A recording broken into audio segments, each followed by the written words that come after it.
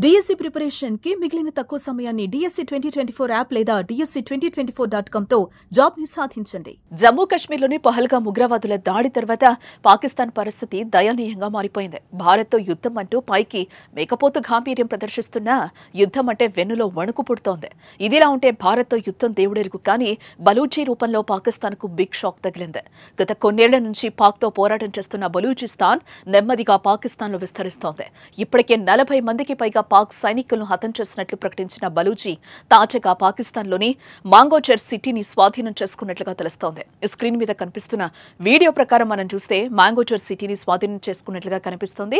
ఆ సిటీని స్వాధీనం చేసుకున్న బలూచిస్తాన్ సైన్యం గన్లు పట్టుకుని సిటీలో పహారా కాస్తున్న దృశ్యాలు కూడా మనకి ఆ వీడియోలో క్లియర్ గా కనిపిస్తున్నాయి. వచ్చిపోయే వాహనాలను తనిఖీలు చేస్తోంది బలూచిస్తాన్ సైన్యం. దీంతో మాంగోచర్ సిటీని స్వాధీనం చేసుకున్నట్లుగా కనిపిస్తోంది. ఇక్కడ ఇదిలా ఉంటే కలాట్ జిల్లాలోని మాంగోచర్ సిటీలో 80,000కు పైగా జనం నివసిస్తున్నట్లుగా తెలుస్తోంది.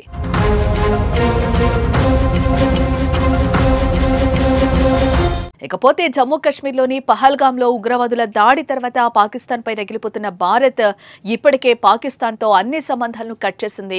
ఈ నేపథ్యంలోనే పాక్ పౌరులు చాలా మంది ఆ దేశానికి వెళ్లిపోయారు. ఈ తరుణంలో రేపో మాపో పాక్పై యుద్ధం తప్పదంటూ వార్తలు వినిపిస్తున్నాయి. మరోపక్క పాకిస్తాన్ కూడా భారత్తో యుద్ధానికి సై అంటూ కవింపు చర్యలకు పాల్పడుతోంది. కొంతమంది పాకిస్తాన్ నేతలు నక్కను చూసి కుక్క వాతలు పెట్టుకుంటున్నట్లు నోటికొచ్చినట్టు మాట్లాడుతున్నారు. ఇలా వారు ప్రగల్భాలు పలుకుతున్న నేపథ్యంలో బలూచి తన పని తాను చేసుకుంటూ పోతోంది. పాకిస్తాన్తో చాలా రోజుల నుంచి అంతర్గత యుద్ధం చేస్తున్న బలూచీలు అదును చూసి దెబ్బకొడుతున్నారు. తాజాగా ఇదిగో పాకిస్తాన్లోని మంగోచర్ సిటీని స్వాధీనం చేసుకున్నట్లుగా కనిపిస్తుంది. ఏదేమైనా అహంకారంతో కారు కూతలకొస్తున్న పాకిస్తాన్కు బలూచీలు తగిన బుద్ధి చెప్తున్నారు. భారత్ చేతికి మట్టంటకుండా పని కానిచ్చేస్తున్నారు.